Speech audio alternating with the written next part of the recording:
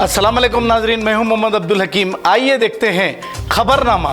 20 लाख करोड़ का corona package भी मोदी हुकूमत का जुमला जो हमेशा की तरह रहता है। इमदाद के नाम पर रियासतों को 15% खर्च दिए गए। राज्यसभा में हंगामा आराई के वाक़े की मजम्मत। सऊदी अखामा रखने वाले गैर मुल्कियों को जायदाद खरीदने की इजाजत। उम्रा ज़ायरीन की तादाद बढ़ गई है। कोरोना की तीसरी लहर से निमटने हिकमत अमली तैयार करने हाईकोर्ट की हिदायत। गणेश उत्सव तकरीब में कोविड क़वायदे की जरूरी हुकूमत से रिपोर्ट तलबी। कांग्रेस की सदर सोनिया गांधी नई दिल्ली में मॉनसून सेशन में पार्लियामेंट में जाती हुई देखी जा सकती है। पार्लियामेंट की नई इमारत 1 साल में हो जाएगी तैयार। 2024 में भी नरेंद्र मोदी ही वजीर आजम होंगे।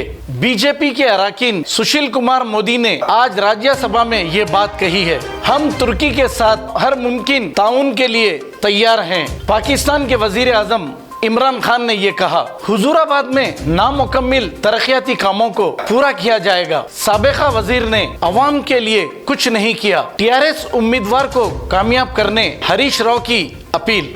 जर्मनटन हॉस्पिटल ऑर्थोपेडिक से मुताल्लिक हर मरीज यहाँ शिफायाब।